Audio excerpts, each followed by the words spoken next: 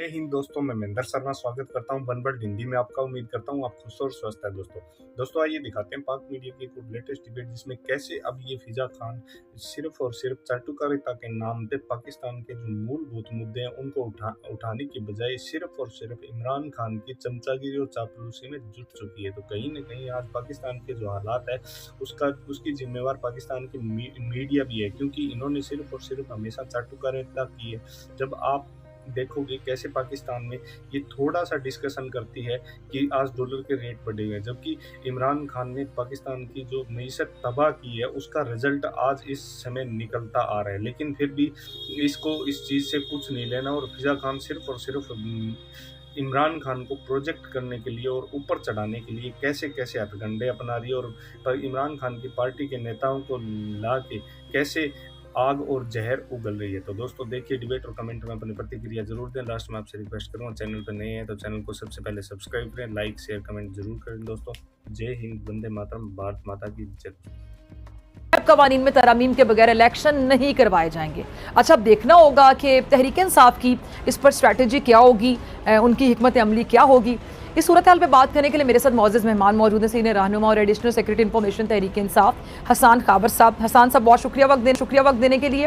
अच्छा हसन साहब, तहरीक इंसाफ की बढ़ती हुई मकबूलियत, इमरान खान के जलसों में जो लोगों की बड़ी तादाद आती है, शिरकत करती है, उसको देखकर नाक़िदीन भी अब कहने लगे हैं कि जी इस वक्त अवाम इमरान खान के साथ है। तो आपको क्या लगता है कि मुत्तहिदा हुकूमत आसानी से मान जाएगी जो आप लोगों का मुतालिबा है नए इलेक्शन करवाने का? नहीं, देखिए आज तो खैर उन्होंने बात बिल्कुल वाज़े कर दी है, और ये बात लोगों को इस पर शक भी था, हमें तो यकीन था कि इनका एक एजेंडा है, और एजेंडा उन्होंने बता दिया कि जी एक उनका जो इख्तिलाफ है वो एहतसाब से है, और वो नैब जो है रिफॉर्म्स करना चाहते हैं। नैब रिफॉर्म्स का क्या मतलब है? नैब रिफॉर्म्स का मतलब ये है कि इस मुल्क में एहतसाब के सिस्टम को बंद कर दिया जाए, इस मुल्क के अंदर नैब को बेअसर बना दिया जाए, वो केसेस जो इन दोनों ख़ानदानों के ख़िलाफ़ हैं उनको ख़त्म किया जाए, और ये जो मर्जी करते रहे, आइंदा पूछकछ ना हो। और मैं आपको बताऊं कि पाकिस्तान में इस दफ़ा अगर ये एहतसाब का अमल ख़त्म हुआ खुदा न खास्ता, तो इसको दोबारा शुरू करना बहुत मुश्किल होगा, क्योंकि लोगों का इत्तेमाद उठ जाएगा कि शायद इस मुल्क में एहतसाब हो ही नहीं सकता, और शायद सियासत में पैसा बनाना जो है वो एक नॉर्मल और बिल्कुल रूटीन की चीज़ है। अच्छा, दूसरा ये है कि इनको ओवरसीज़ पाकिस्तानी से खौफ है, इनको ट्रांसपेरेंट इलेक्शन से खौफ है, और बुनियादी तौर पर ये चाहते हैं कि ओवरसीज़ पाकिस्तानीज़ को उनके वोट के हक से महरूम कर दिया जाए। और जाहिर है कि इन दो चीज़ों के बगैर ये इलेक्शन नहीं करवाना चाहते, क्योंकि अगर एहतसाब ख़त्म नहीं करते तो केस जो है अपने सर पे लटके रहेंगे। और आपको पता ही है कि इन दोनों पार्टियों पे और दोनों ख़ानदानों पे किस किस्म के केसेस हैं, और अगर ओवरसीज़ पाकिस्तानीज़ का वोट का हक नहीं छीनते तो इलेक्शन के अंदर मज़ीद जो है इनका रिस्क बहुत बढ़ जाएगा। तो ये उन्होंने बात बड़ी क्लियर कर दी है। लेकिन बात ये है कि ये अवाम के साथ होगा है, और ये हम किसी सूरत बर्दाश्त नहीं करेंगे, और अवाम का जो समंदर है वो भी ये बात बर्दाश्त नहीं करेगा, वो उनको बहा के ले जाएगा।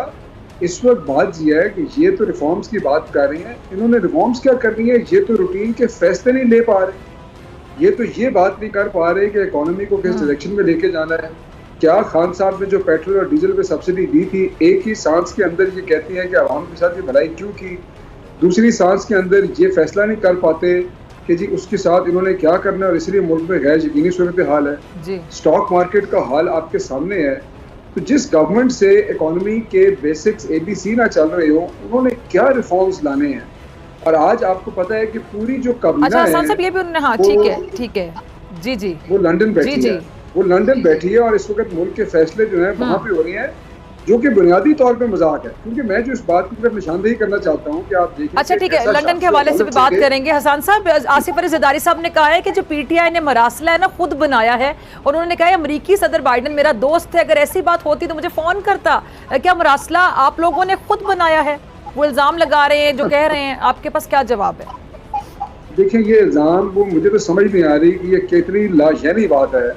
क्या आप मुझे एक बात ये बताएं कि उस मरासले की तस्दीक जो है वो नेशनल सिक्योरिटी कमेटी ने की है, DG ISPR ने की है, शहबाज शरीफ ने की है खुद कि हाँ जी ये मरासला आया है, DG ISPR ने ये भी तस्दीक की, उनकी मुदाखलत हुई है। तो एक ऐसी चीज़ जिसके ऊपर नेशनल सिक्योरिटी कमेटी, आपके अपने इत्तेहादी, तमाम लोग, एस्टैब्लिशमेंट, सब लोग ये मान चुके हैं कि मरासला असली है, और ये आ चुका है। तो ये मुझे तो लगता है कि ये किसी और दुनिया में रहते हैं। एक तरफ इनकी अपनी हुकूमत कह रही है कि जी हम इंक्वायरी कर देते हैं, जो कि हमें कबूल नहीं, क्योंकि हम कहते हैं जुडिशल कमीशन बनाए, लेकिन एक तरफ हुकूमत ये कह रही है, दूसरी तरफ ये जरदारी साहब और जो मरियम बीबी हैं, जिन दोनों की आवाज़ एक है, क्योंकि उन्होंने भी ये कहा था ना कि ये शायद असली नहीं है, और शहबाज शरीफ ने कहा कि नहीं जी असली है। तो ये दोनों अजीबोगरीब बातें कर रही हैं। बात कहाँ चली गई है, इस बात में कोई दाम नहीं। मतलब मैं समझता हूँ कि इस बात के ऊपर क्या कमेंट दिया जाए जिसके ऊपर पूरा रिकॉर्ड मौजूद है और हर चीज़ क्लियर है। इस वक्त तो इंक्वायरी इसलिए नहीं होनी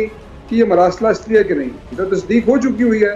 इस वक्त तो साजिश की तहकीकात होनी है, और ये बात कहनी तो मेरे ख्याल में ये तो बिल्कुल ही एक मज़ाक़ खेज़ बात है। अच्छा हसन साहब, वज़ीर आज़म शहबाज शरीफ साहब से ना डॉलर की कीमत कंट्रोल हो रही है, ना मईशत की बहाली के लिए कोई ठोस इकदाम किए गए हैं। वो मशवरा लेने के लिए बड़े भाई नवाज शरीफ साहब के पास गए हुए हैं। अब लंदन में लोगों ने शरीफ खानदान के खिलाफ एहतजाज भी किया, लोग सड़कों पर निकल आए हैं। क्या कहेंगे, क्या नवाज लीग हुकूमत में आने के बाद आप ये कहेंगे कि बुरी तरह फंस गई है?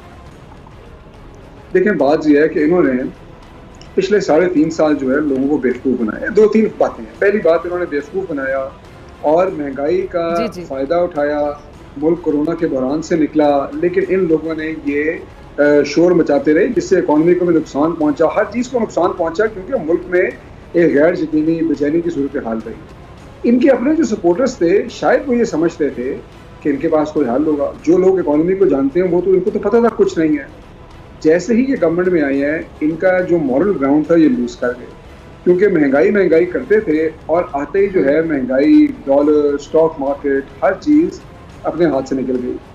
दूसरा जो इनको एक बहुत बड़ा नुकसान पहुंचा है वो ये पहुंचा है कि इन्होंने, जाहिर है कि इमरान खान साहब और पाकिस्तान तहरीक इंसाफ से पहले भी ये सियासत करते थे, और इनका जो पूरा सियासी बयानिया था वो मुस्लिम लीग का पीपल्स पार्टी और पीपल्स पार्टी का मुस्लिम लीग की मुखालफत के ऊपर बेस करता था।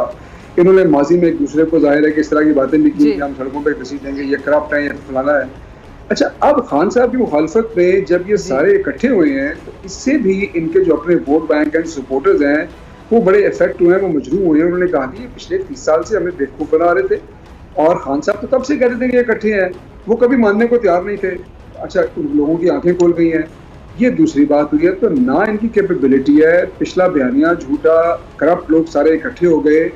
इस वक्त लोगों ने तो एहतजाज करना है, और लोगों को तो करप्शन के ऊपर भी एतराज़ है कि जी खुलेआम आपकी जो ट्रांजैक्शन हुई, जो आपके अपार्टमेंट है ना, आप रसीदें दे सके, तो ये बातें भी क्लियर थी। तो ये सारा कुछ अब मिल के इनको ये समझ आ रही है कि ये गवर्नमेंट जो है ये तो चलानी मुश्किल हो गई है, एक एक दिन काटना मुश्किल हो गया है। तो शहबाज शरीफ को और पूरी काबीना को नवाज शरीफ साहब ने लंदन तलब कर दिया। तलब इसलिए किया ताकि उनको ब्रीफिंग दी जाए। उनको लोग शायद ये बता रहे हैं इनसे चल नहीं रहा, और लोगों को, मुझे तो ये लगता है कि शायद एक सिग्नलिंग भी करनी है, कि सबको बताना है कि इस हुकूमत को मैं चला रहा हूँ, कोई और नहीं चला रहा, ताकि सब लोग जो है ना वो उनको पता हो कि किनसे रब्ता करना है। एक तो मुझे आजकल के दौर में, वरना देखिए आप टेलीफोन पे बात करते हैं, जूम मीटिंग करते हैं, लेकिन अगर आप पूरी काबीना को बुला रहे हैं तो ये एक मैसेजिंग भी है कि मैं चाहे पार्टी ओहदेदार ना हूँ, चाहे मैं सजा याफ्ता हूँ, चाहे मैं पाकिस्तान ना आ सकता हूँ, लेकिन काबीना और वज़ीर आज़म जो है वो सिर्फ और सिर्फ मुझे रिपोर्ट करे। मेरे ख्याल में ये कौम के लिए एक मैसेज है।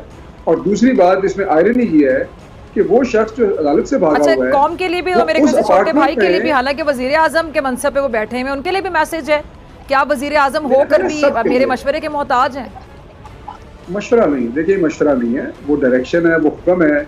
अवाम के लिए भी मैसेज है, और अवाम इस मैसेज को यकसर मुस्तरद करेंगे। अवाम के लिए मेरा एक बात सिर्फ कह दूं, अवाम के लिए मैसेज ये है कि वो सजा याफ्ता शख्स जो हैं वो उस अपार्टमेंट में लोगों को बुला रहे हैं जिसकी रसीदें वो प्रोवाइड नहीं कर सकते, और वहाँ पे पूरी काबीना जा रही है। मैं समझता हूँ इससे ज़्यादा शायद कुछ जस्टिस सिस्टम का मजाक